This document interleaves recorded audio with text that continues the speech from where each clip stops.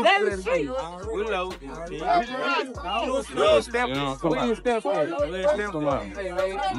B-boy like Maxo Cream. B-boy like KGB. B-boy like 1020 me. That's love. If you're in Dallas, you pretty much know about ZeeTheWizzard, the new Dallas movement.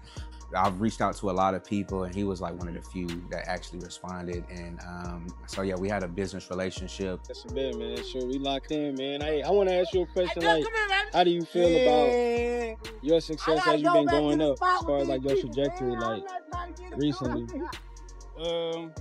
Honestly, I feel like, I ain't gonna lie, it's a good feeling. You know what I'm saying? Just getting noticed, starting to get recognized for real. Like, you know, people actually seeing that I got a bunch of talent. You know what I'm saying? I'm not just one-sided, I'm real versatile, you know what I'm saying? I could do a bunch of different things. I got 5 different flows, if you ask me. I can rap, I can sing, I can just harmonize, you know what I'm saying? I can put that pain out there, I can give you some real street shit, you know what I'm saying? I can give you some knowledge, like, whatever you want me to put on the beat, I can put it on the beat, you know what I'm saying? No matter what type of beat it is, if I feel it, it's gonna bring it out of me, and whatever I'm feeling, you know what I'm saying? That's just how I put it down, but, you know, with the success and shit, man, this shit just going good, man. It feel good, like last night with Lil Baby, man. He gravitated towards me, came and fucked with me at the back of the stage. Like, it just feel good. Like, all the success and shit, and all my niggas' success, you know what I'm saying? Just without mine, like, theirs, you know what I'm saying? It just feel good, just being a part of it, you know? So, that's that. The family of a Dallas rapper says he remains on life support after a shooting at a nightclub early New Year's Day. Police responded to Pink House, Dallas around 3:45 Thursday morning. Multiple people were shot. 5 victims had to be rushed to the hospital, and among the victims was a rapper known as ZeeTheWizzard. The Dallas Observer recently named him a top 20 rapper to watch. Just this last year alone, he stuck out the most as being one of the most promising newer talents to come out of the DFW. Now, despite his being on life support, his family says they are staying positive about his recovery, and they are asking for prayers and privacy. Hey guys, happy Sunday. Hey, some information here. You might have seen online rumors going around that Dallas rapper ZeeTheWizzard has died after being shot on New Year's Day, in the early morning of New Year's Day. That is not true. He has been shot, but his family confirms to our sister station WFAA that he is still alive even after being shot multiple times, and that he is receiving medical attention in the hospital. Here's what we know so far. Dallas rapper ZeeTheWizzard was shot following a performance that he did at Pink House in Dallas. It's actually a new Northwest Dallas after-hours club. Apparently his family was there, among obviously many others, to see him perform on New Year's Day, the early morning hours of New Year's Day. Following that performance, his family left, and while they were heading home, they heard that he had been shot times. He is, again, still alive. He was rushed to the hospital where his family met him there. 5 people were transferred to a local hospital. Again, right now, we're still waiting for an update on his condition. But right now, we know he is in the hospital, still recovering. He has not passed from those injuries. While some Dallas rappers were tossing money in clubs, flashing jewelry, and flexing their lifestyle online, a grieving mother was doing something completely different. She was asking strangers on the internet for help just to bury her son. And that contradiction is exactly where this story begins. Because behind all the talk about unity, brotherhood, and everybody eating, the truth that surfaced after ZeeTheWizzard passed away exposed something much darker. What looked like loyalty on Instagram started to fall apart in real life, and the way it played out left an entire city questioning who's real and who's just playing a role. But before we get into how this situation spiraled into one of the most uncomfortable moments in Dallas hip-hop, you need to understand what New Dallas was supposed to represent. Because on paper, this movement was built to change everything, and what happened next showed just how fragile that image really was. New Dallas wasn't marketed as just another rap group, it was sold as a movement, a rare one. This was a collective made up of artists from different neighborhoods across Dallas, places that historically didn't mix. Places where old street politics, past violence, and long-standing beefs made collaboration almost impossible. But New Dallas claimed they were doing something different. They preached unity over division, growth over ego, family over competition. The message was simple but powerful. Everybody eats, nobody gets left behind. Zillionaire Doe was the one pushing the vision hardest. He talked about changing the narrative, about taking Dallas to the national level together instead of fighting each other over scraps. Montana 700 echoed the same energy, describing the group like one body where every part moves together. It sounded inspiring. And honestly, people wanted to believe it, because in a city where alliances don't come easy, New Dallas felt like progress. But unity is easy to talk about when everything's going good. The real test comes when life hits hard, and that test came faster than anyone expected. ZeeTheWizzard wasn't the face of the movement. He wasn't the one getting booked for big shows or pulling major numbers online. He was still grinding, still figuring things out, still trying to find his sound and his lane.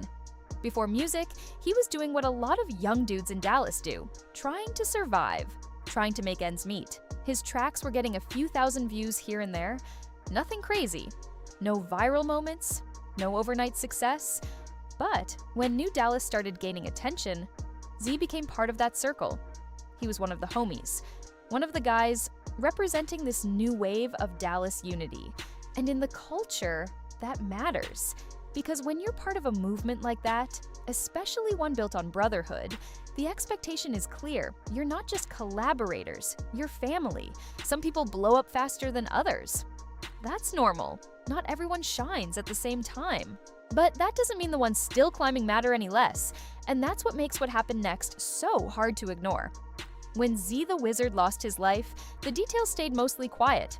And honestly, the how isn't even the most important part of this story. The aftermath is, because the moment someone passes away, especially someone young, reality hits immediately.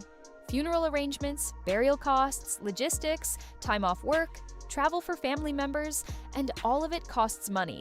A lot of it. A basic service alone can run thousands. A proper homegoing, easily tens of thousands once you factor in everything.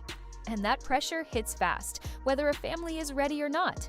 In the culture, there's an unspoken rule when someone from your circle passes. You take care of the family. You don't wait. You don't hesitate. You do what you can, especially if you've been calling each other brothers. So Z's mother did what made sense. She reached out, and what she got back wasn't support. It was silence. When the GoFundMe went live asking for $100,000, people were confused, then shocked, then angry. Not because a mother wanted to bury her son with dignity, but because of who her son was connected to. At the same time this fundraiser was circulating, members of New Dallas were posting stacks of cash, expensive jewelry, and luxury moments online. Money getting thrown in clubs, designer pieces flashing on camera. So the question hit instantly. How does this make sense? Why is a grieving mother asking strangers for help when her son's so-called brothers were publicly flexing wealth? Some tried to explain it away. Funeral costs are high.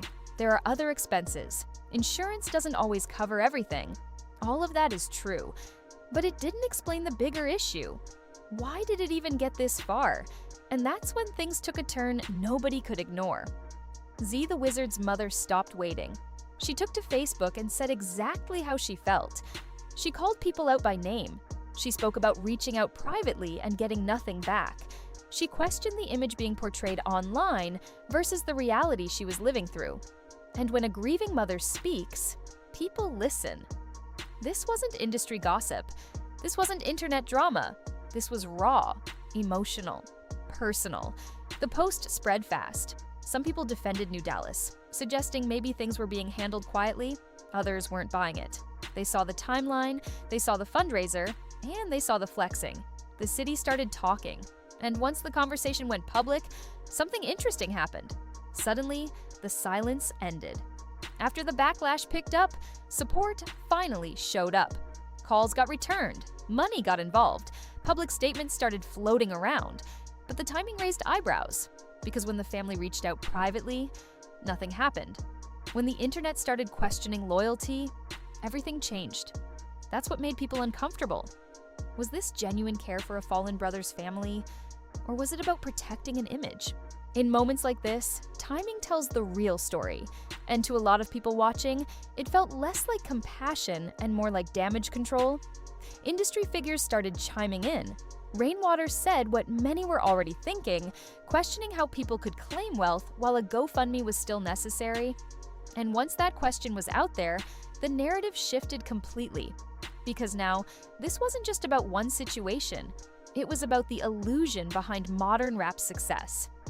Here's the uncomfortable truth. A lot of rappers aren't as rich as they look online. Cars get rented, jewelry gets borrowed, hotel rooms get booked for a night just to create content. Show money sounds big until it gets split between managers, travel, teams, and taxes. A $30,000 show can turn into half that real quick. And if you're not doing shows consistently, that lifestyle isn't sustainable. Even investments get exaggerated. Owning a percentage of a property isn't the same as owning the whole thing. But on social media, details don't matter. The image does. And that's the trap. Because in hip-hop, perceived success creates real opportunities. If people think you're winning, they treat you like you are. So artists spend money they don't really have to keep the illusion alive. And it works. Until real life sends the bill. Funerals don't care about branding, grief doesn't wait for the next check. And when a real situation hits, fake flexing collapses fast. That's exactly what this moment exposed. In the streets, taking care of family isn't optional. You don't need to be rich, you just need to show up. People with barely anything still find a way to contribute. That's always been the code. What made this situation sting wasn't just the money, it was the disconnect. The same names benefiting from the new Dallas image while Z was alive seemed absent when it mattered most. His name helped build the brand. His presence helped sell the unity. But when it was time to stand on those words, the foundation cracked. And once people see that, they don't forget. This became bigger than Z the Wizard, bigger than New Dallas. It turned into a lesson about authenticity in a culture obsessed with appearances. At the center of all this is a mother who lost her son. She shouldn't have had to speak out. She shouldn't have had to expose anyone. She shouldn't have had to rely on public pressure to get help. And that's why this story stuck, because it showed how quickly brotherhood turns into branding, how loyalty gets loud online but quiet in real life, and how reputation can crumble when actions don't match the image. New Dallas may move forward. The music will keep dropping. The posts will keep coming. But this moment changed how people look at them. Because when the cameras shut off and tragedy strikes, that's when character gets tested. And not everyone passes. So what do you think? Was the help genuine, or was it too late? And what does this situation say about fake flexing in today's hip-hop culture? Drop your thoughts in the comments and stay locked in, because we're going to keep breaking down the stories behind the headlines.